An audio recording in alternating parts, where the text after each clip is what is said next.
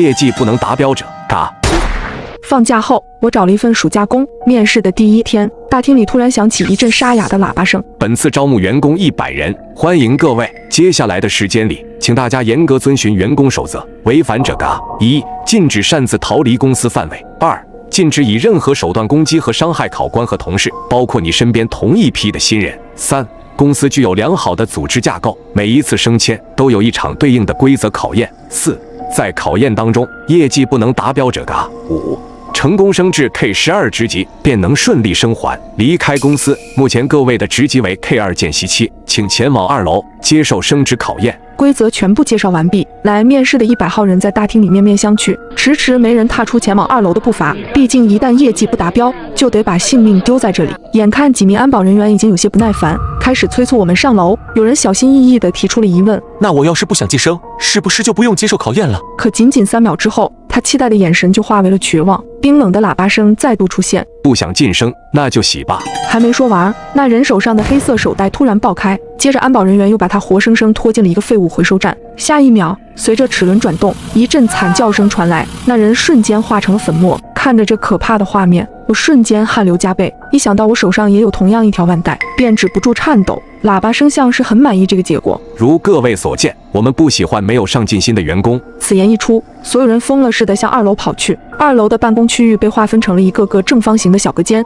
每个隔间里仅仅摆着一张桌椅和一台座机电话。一名经理打扮的工作人员早已在此等候多时。欢迎来到2楼销售部，这里是电话销售区，我是这里的考官。在这里，你们只需要做2件事：第一，拿起电话，随意说出一个指令。该环节结束后，进入第2轮，系统将挑出1名员工执行这道指令，这名员工需要严格按照指令要求行动。大家记住，淘汰的人数越多，对剩余人员的升职和存活越有利，所以请尽可能给指令增加难度，嘎掉那个接收命令的人。随着他一声令下，1分钟倒计时正式开始。我拿起手里的电话，顿时有些茫然，该说什么呢？不管我提出任何要求，都将有一位同事在下一轮拼命执行，所以要求越致命越好。但与之对应的是，第2轮的我也将接收到别人传来的命令，这无疑是一个心理博弈的问题。我隔壁几个隔间的人似乎已经开始了行动。请抠掉自己的所有手指甲，请掰断自己的大拇指，请用尽全力把头撞到尖锐的桌角上。一条条指令让我心惊胆战，我都不敢想象第2轮时这里将变成什么样的人间地狱。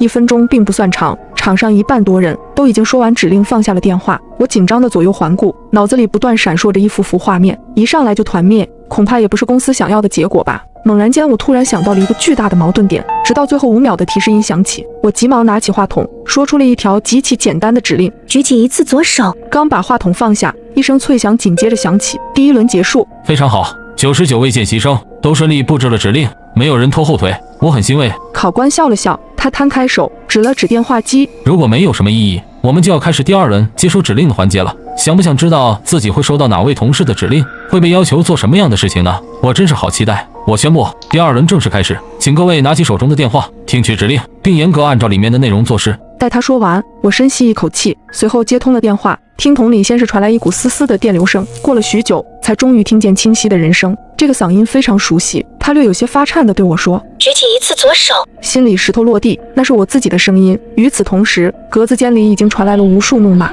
懊恼的脏字频频响起。没错，这就是第1关的奥秘，每个人给出的指令在第2轮最终都会回到自己的耳边。规则里只说了指令会传达给某位员工，却并未指明传达的具体方向。可就在我梳理规则的时候，却发现了一丝猫腻。在大厅时，喇叭声提出的总规则里明明就有这么一条：禁止以任何手段攻击和伤害考官和同事，包括你身边同一批的新人。唯一能使2条规则同时实现的条件，就是每个人下发的指令最终都会落到自己的头上。考官的话在误导每一个人，一道道嘶吼声撕心裂肺，在我耳畔此起彼伏，每个人都要为自己的命令买单。我轻轻举起左手，完成了任务，走出销售部，喇叭声再度响起：恭喜各位完成考验，晋升为 K5 专员，目前存活人数33人。接下来，请各位前往5楼集合，迎接第2次晋升考验。这一次的主题是专注与合作。